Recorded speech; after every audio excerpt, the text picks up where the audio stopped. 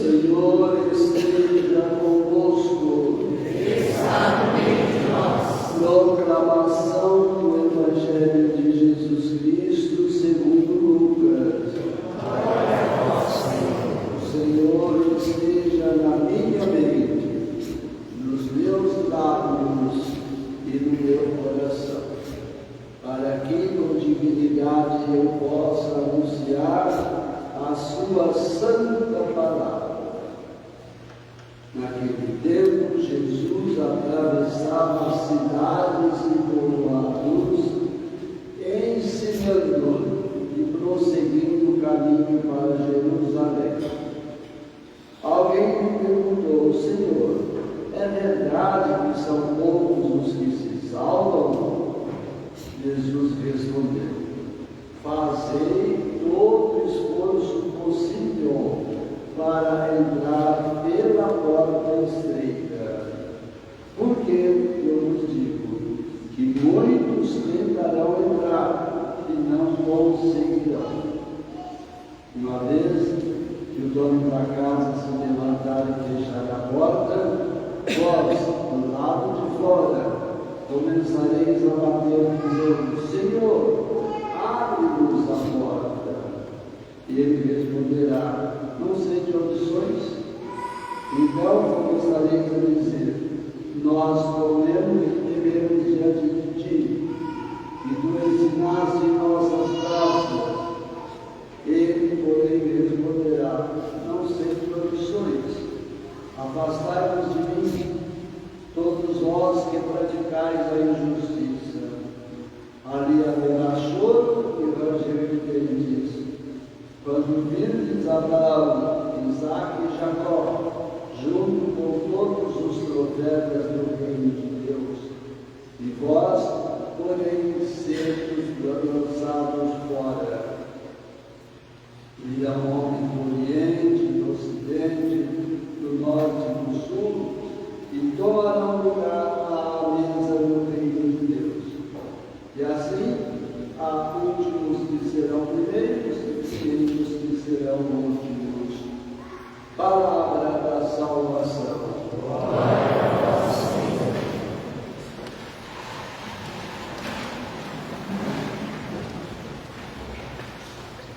Sendo hoje o dia do leigo, dia do catequista também, dia do catequista é todo dia, mas no modo especial também vocacional, nada melhor do que alguém da Assembleia que venha até o microfone para falar um pouco da sua experiência como catequista, como anunciador.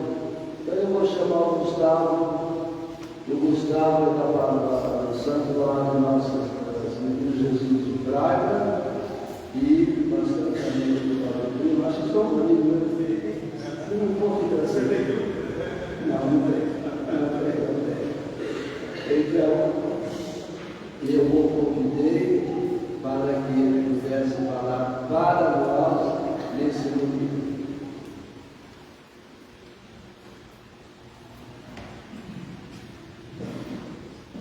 Olá, bom dia a todos. Bom dia. Antes de mais nada, eu peço ao nosso Deus Pai Todo-Poderoso que me guie o Espírito Santo, para que, como na primeira leitura de Isaías, ele diz para que nós apresentemos as nossas ofertas como vaso purificado em seu altar e em sua casa, para que o Espírito Santo guie as palavras. Como o Padre Primo citou, nesse final de semana do leigo, eu venho aqui para não falar de mim exatamente, mas para poder testemunhar o que Deus tem feito na minha vida, faz nela, e pode fazer de cada um de vocês, e que, aliás, com certeza faz, né? Bom, a minha caminhada na igreja começou bem cedo, viu, gente? Com 5 anos de idade, eu senti um chamado que eu queria ser coroinha. E o padre, na missa, eu falei: padre, eu quero um cargo com o senhor. E dias depois, os meus pais, a gente chegou, a missa estava quase começando, não tinha mais lugar na igreja, lá no Santuário de Deus de Braga. E pais sentaram nessas cadeiras e o padre chamou para que eu sentasse no altar. A partir daí começou. Dos 5 anos aos 8 anos de idade. Na época, o Victor era o Monsenhor Fernando, não sei se vocês conhecem, mas um homem de muita fé, que hoje tem 92 anos, continua celebrando missas e nos evangelizando. Depois, continuei servindo na Paróquia Santa Rita, também como coroinha, até os 15 anos. Desde pequeno, eu vi o exemplo dos meus pais. A fé que se vive no dia a dia, com a missa diária, a entrega total a Jesus Cristo, no serviço pastoral que começa fora da igreja, no nosso ambiente de trabalho. Por quê? O meu pai já é falecido, mas ele foi médico e, antes de tudo, evangelizador. E por que eu falo isso? Na mesa do consultório dele havia sempre uma Bíblia aberta. Era a maneira dele dizer aos pacientes: aqui também se encontra Jesus. Esse gesto simples me ensinou que quando cremos de verdade, nós transbordamos. E esse transbordar é colocar-se a serviço para que o nosso exemplo leve mais pessoas a Deus. Na adolescência, eu acabei indo para um grupo de jovens na paróquia Nossa Senhora das Dores, aqui no Rio. E fui acolhido pelo saudoso Padre Bush. Não sei se vocês conheceram o Padre Bush, mas muitos diziam que ele era enérgico, sistemático, alguns até bravo, mas de coração enorme. Para quem não sabe, ele era um dos maiores liturgistas do Brasil, colaborou na redação do Catecismo da Igreja Católica e eu guardo com carinho uma edição do Catecismo que ele me deu quando eu fui lá para conversar com ele e dizer que eu ia fazer jornalismo. E ele disse que eu precisaria ter a missa. Esse livro, para poder, sempre que eu fosse escrever alguma reportagem, que eu vou ser igreja, poder falar da melhor maneira possível. Mais uma vez aí a presença de Deus fora dos muros da igreja. E ele deixou também uma importante frase, sobretudo depois que ele teve um infarto, que eu botei um tempo, e depois ele batia muito nessa tecla que é tão importante, que todos nós precisamos dar um jeito de conseguir ter um encontro pessoal com a pessoa de Jesus Cristo. Esse encontro muda a vida e transforma a nossa história.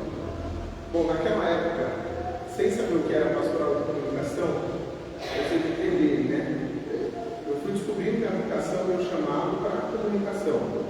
Então, eu fui para o jornalismo e, antes até, um pouquinho antes de cursar a faculdade, eu já queria comunicar a igreja. Então, eu sugeri que fizéssemos logotipos para as pastorais, organogramas, como os de empresas mesmo. Porque eu acreditava que a igreja precisava se organizar para comunicar ainda melhor. Aí, como disse a vocês, fui para a faculdade, fiz estágio na Rádio Brasil, hoje é da Arquidiocese de Campinas, TV PUC, EPTV, e fiquei 11 anos trabalhando no Grupo Bandeirantes, apresentando telejornais, canal de notícia 24 horas e também na TV Aberta Nacional. Mas mesmo na comunicação profissional, eu nunca deixei de ser cristão. Por quê? A gente normalmente se depara com assuntos bastante complicados, delicados, né? Só que a gente acaba criando uma casca. Mas, ao mesmo tempo, nos lugares onde a gente poderia passar, eu fazia questão dentro do possível de conversar com essa ou aquela pessoa que estava numa situação complicada e levar uma prova. Trabalhei em São Paulo também, em jornalismo policial, e entrei em várias casas. Conversei com muitas pessoas e onde eu podia falar de Deus. Acho que vocês se recordam, até aqui em Campinas, por exemplo, o caso de uma criança que foi encontrada desnutrida, presa dentro de um barril pelo próprio pai. Sim, eu fui nesse caso. Presenciei essa situação, chorei e falei da minha fé na televisão. no atentado da catedral, também estive por lá.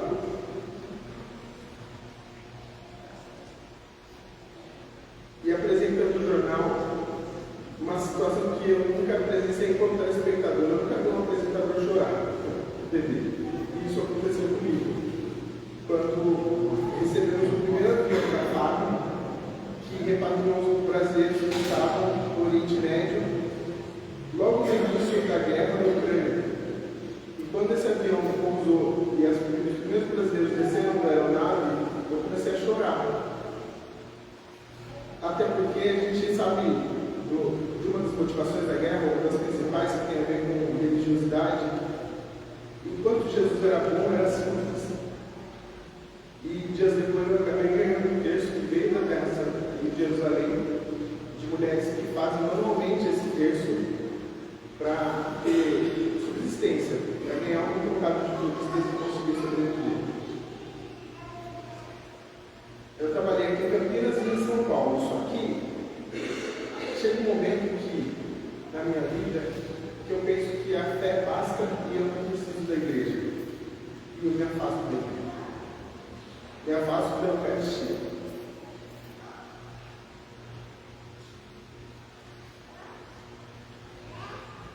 E nós vimos na leitura, segunda leitura de Hebreus, que Jesus fala que ele permite um puxão de orelha, né?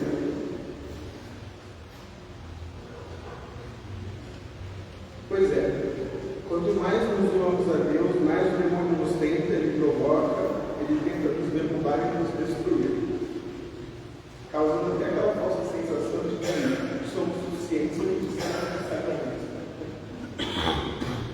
Enfim, mas aprendi que nada é melhor que a misericórdia de Deus. No dia 4 de agosto de 2023, dia de São João Maria Vianney, dia do Padre, recente, né? Eu capotei o carro várias vezes na rodovia Santos Dumont, para São Paulo. No momento em que eu perdi o controle do carro, veio o carro, encostou no meu e saiu. Eu estava consciente, eu só gritava Jesus.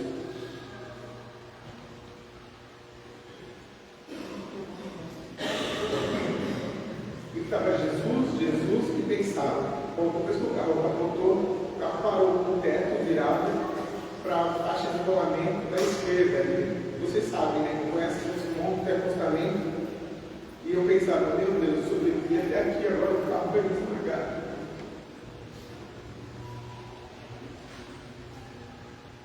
Até que eu ouvi alguém dizendo, espera, a gente já vai te tirar daqui. Quando eu saí do carro, pela misericórdia de Deus, eu saí sem nenhum avião. Eu saí do carro e uma mulher toda aflita, ela viu o acidente e ela me perguntou, você tem religião? Ou melhor, eu perguntei para ela, você tem religião? Ela falou, sim, eu sou evangélica. E eu disse a ela, você ouviu que eu estava gritando Jesus? Ela disse, eu ouvi. Será muito testemunho para você. Eu falei, para nós dois. Eu disse, eu clamava por Jesus. Alguém do exército dele segurou o trânsito para que eu não fosse esmagado ali, porque naquela semana, gente, era uma sexta-feira. E só naquela semana 5 pessoas tinham morrido naquele mesmo local. E pela graça de Deus, eu era a primeira sexta-feira do mês, o dia do coração de Jesus. O acidente era por volta de meio-dia. E a minha mãe aqui estava orando na missa. Nesse mesmo horário. E a presença também de São Bento, percebendo que a única parte do carro que construiu era onde tinha medalha de cima. O resto ficou totalmente destruído. Bom, naquele dia eu entendi que Jesus me deu uma nova chance. Assim como Lázaro, ele me chamou de volta à vida. Depois do acidente, quis a vida que eu perdesse o emprego. E aí, depois do acidente, eu já não tinha carro, eu estava alugando um carro. Se eu não tenho emprego, não tenho renda, não tenho carro. Também o apartamento eu não tive mais, porque era alugado. E também com o valor que eu tive de acerto de contas, eu não tinha como tirar os móveis que eu adquiri, então eu deixei tudo para trás. Os móveis eu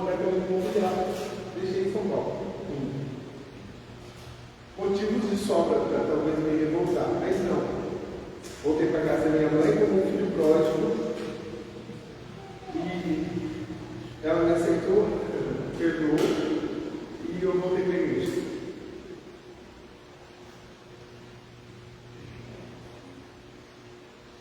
Porque com a igreja, com a Eucaristia, eu me levantei e me redescobri na missão que Deus sempre confiou, que é comunicar. Enfim, é isso a pastoral da comunicação. Em resumo, né? Que é essa ponte entre a vida da igreja e o coração das pessoas. Na Pastoral lá do Santuário de Jesus de Braga, a gente comunica através dos painéis, das transmissões de YouTube, como vocês têm aqui. E também no Instagram. Lá a gente alcança 100 pessoas todos os meses.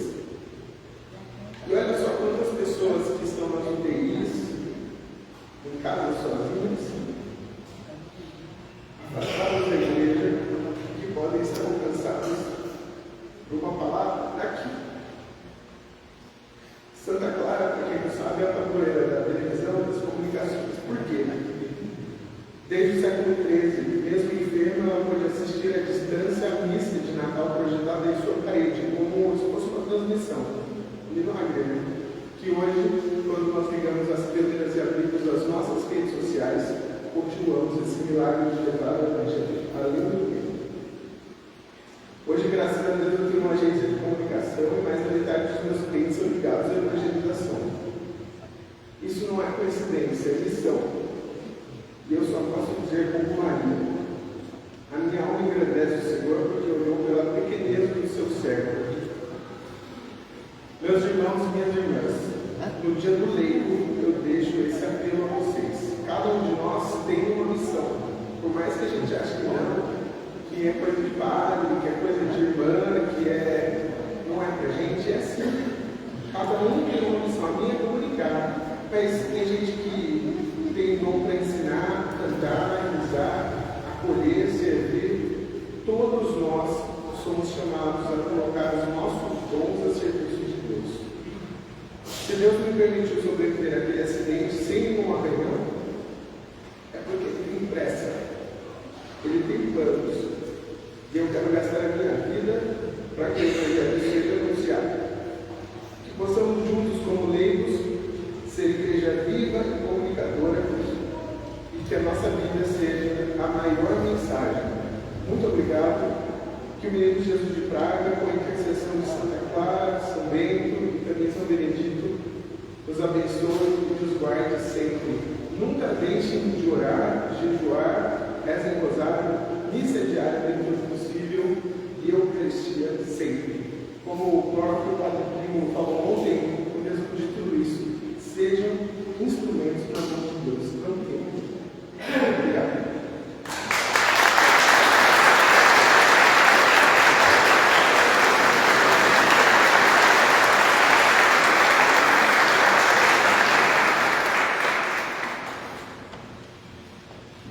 Povo de Deus, esse Deus que nós somos nele, povo, tem os seus desígnios, tem os seus momentos de convidar eu, você, como convidou o Gustavo. Ele fez um trabalho muito bonito aqui na nossa paróquia. Vocês, se não todos, mas quase todos vocês, puderam sentir esse trabalho na semana da feira de Jacutinga. Trabalho muito bom. Ele me dava sempre um feedback a respeito do trabalho.